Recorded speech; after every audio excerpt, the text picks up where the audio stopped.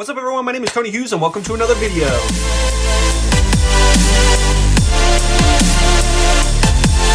We're talking about good news because that's what we want to hear, and we've been focusing on Jesus because he's awesome. Not only is Jesus a man of compassion and wise, he's a man that can sympathize with us. So the question I want you to be thinking about is this: is Jesus relatable? Can you relate to Jesus in a time that he is struggling with?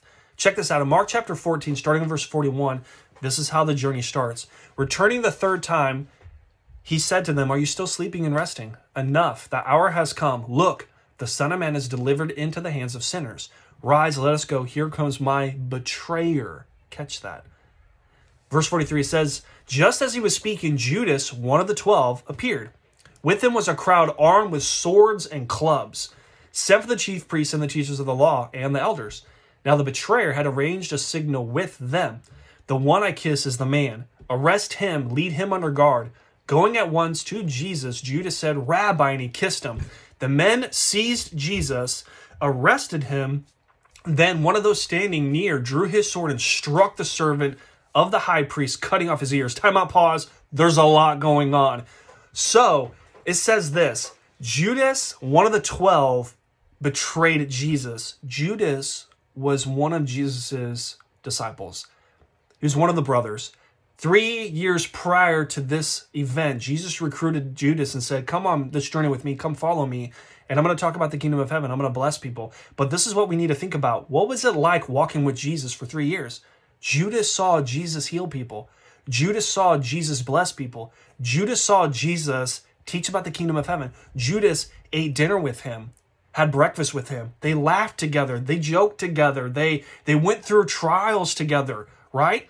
But Judas, a brother, betrayed Jesus. So the question you have to think about is this: can you relate to Jesus?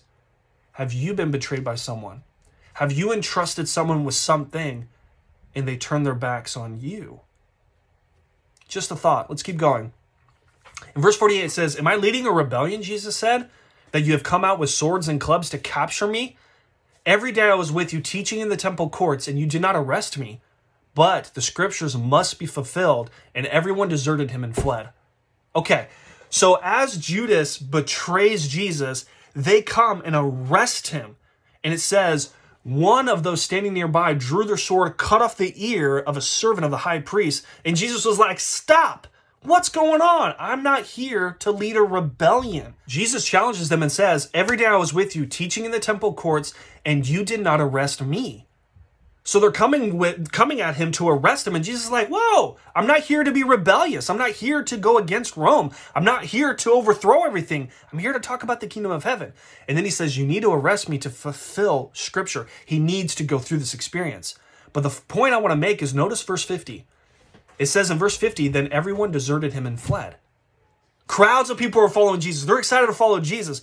But all of a sudden, Jesus is arrested and everyone bails. So the question you have to ask yourself is this: have you ever gone through a situation in your life and you felt alone? You felt like no one was there to support you. He was betrayed by a close friend and everybody abandoned him because he's getting ready to go to prison. They didn't understand what was going on. Is Jesus relatable? Yeah, the question is, can you relate to him? He was betrayed. He was abandoned. He was deserted, right? In a time of need, in a time where he needed support. There's good news out there because Jesus understands and Jesus cares. He does care for you. He cares for me. He can sympathize with us. I love that. Why is this valuable? He was betrayed. When we experience betrayal, it bothers us and it hurts us. Jesus understands. When we feel abandoned and deserted, when we're going through struggles, we get frustrated and we feel sad. Jesus understands. That is remarkable. I love that. So here's your challenge. This is what I want you to do. This is what I want you to be thinking about, okay? Seek Jesus. Go through the Gospel of Mark. Look at chapter 14. Look how relatable he is to everyone. I hope you guys are encouraged. I hope you're doing well. I'll talk to you soon.